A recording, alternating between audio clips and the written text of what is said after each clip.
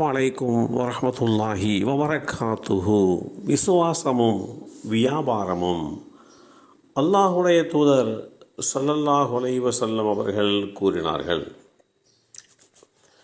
வியாபாரிகளே, நிச்சயமாக வியாபாரத்தில் வீணான பேச்சும், அதாவது தேவையற்ற பேச்சு அல்லது மிகைப்படுத்தப்பட்ட பேச்சு, சத்தியம் செய்வது, அதாவது பொய் சத்தியம் அல்லது மிகைப்படுத்தப்பட்ட சத்தியம் கலந்திருக்கும்.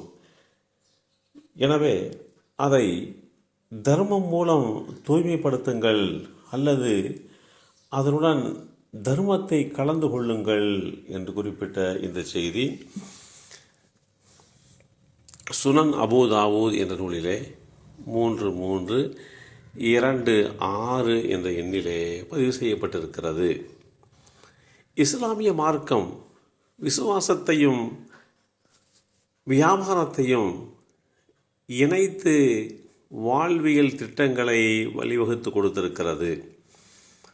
அந்த அடிப்படையிலே தான் அல்லாஹுடைய தூதர் ஸல்லல்லாஹு அலைஹி வஸல்லம் அவர்கள் வழிவகுத்து கொடுத்த அந்த வியாபாரம் முறை ஏனைய சமுதாய மக்களுடைய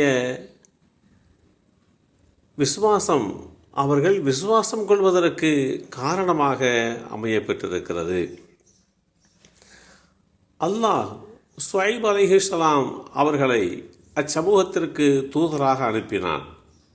அவர்கள் தன் சமூகத்தை நோக்கி சொன்ன அறிவுரைகளை குர்ஆன் எடுத்துரைக்கின்ற போது, என்னுடைய சமூகத்தவர்களே, அல்லாஹுவையே வணங்குங்கள், அளவையும் எடையையும் பரிபூரணமாக நிறைவேற்றுங்கள், மனிதர்களுக்கு அவர்களுக்குரிய பொருட்களை கொடுப்பதில் குறைத்து விடாதீர்கள், பூமி சீர்திருத்தப்பட்ட பின்னர் அதில் குழப்பம் விளைவிக்காதீர்கள். அல் குர்ஆன் அத்தியாயம் 7 வசனம் 85 தெளிவுபடுத்தப்பட்டிருக்கிறது. நீங்கள் வியாபாரத்தில் லாபம் சம்பாதிப்பதை விட அல்லாஹ் அனுமதித்த நேர்மையான மிச்சமே உங்களுக்கு மிகச்சிறந்தது. அல் குர்ஆன் அத்தியாயம் 11 சூரத்து ஹூத் வசனம் 86 தெளிவுபடுத்தப்பட்டிருக்கிறது.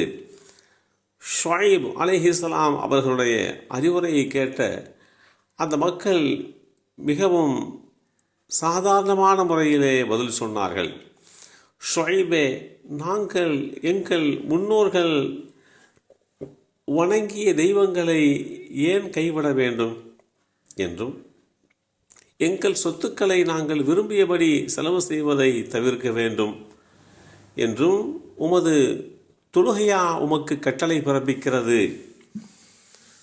முன்னோர்களால் வணங்கிய தெய்வங்களை கைவிட வேண்டும் என்றும், எங்கள் சொத்துக்களை நாங்கள் விரும்பியபடி செலவு செய்வதை தவிர்க்க வேண்டும் என்றும் உம்முடைய தொழுகையா உமக்கு கட்டளையிடுகிறது என்று கேட்ட அந்த செய்தி அல் குர்ஆன் அத்தியாயம் 11 சூரத்து ஹூத் வசனம் 87 தெளிவுபடுத்தப்பட்டிருக்கிறது. பொருளாதாரம் என்பது எங்களுடைய இஷ்டம், அதில் தலையிட மார்க்கத்திற்கு உரிமை இல்லை என்று அவர்களுடைய வாதத்தை முன்வைத்தார்கள். ஷுஐப் அலைஹிஸ்ஸலாம் அவர்களை பார்த்து, நீங்கள் ஒரு சூனியக்காரர் என்றும், நாங்கள் உம்மை கல்லால் எறிந்து கொள்வோம் என்றும் அந்த மக்கள் மிரட்டினார்கள். தொடர்ந்து எச்சரித்தும் திருந்தாத போது அல்லாஹுடைய தண்டனை 3 நிலைகளில் வந்தது. கடுமையான வெப்பம் 7 நாட்களுக்கு சூரியன் கடும் நெருப்பை உமிழ்ந்து கொண்டிருந்தது. கிணற்று நீர் கொதித்தது. நிழல் எங்கும் இல்லாத ஒரு சூழல் உண்டானது. மேகக்கூட்டம் அதனுடைய தாகத்தால் தவித்த மக்கள் ஒரு இடத்தில் திரண்டிருந்த கருமேகத்தை கண்டு நிழல் கிடைக்கும் என ஓடினார்கள். ஆனால் அந்த மேகத்திலே இருந்து நெருப்பு மழை பொழிந்தது.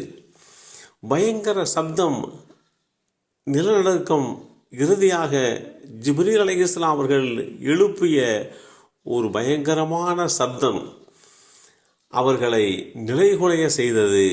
அவர்கள் அனைவரும் தங்கள் வீடுகளிலேயே முகங்குப்பர வீழ்ந்து அழிந்தனர் என்கின்ற செய்தியை குர்ஆனுடைய வரலாறாகவே நாம் பார்க்க முடிகின்றது. ஆக உலகத்தில் வாழ்கின்ற போது வியாபாரத்தையும் விசுவாசத்தையும் சரியாக பார்க்க வேண்டும்.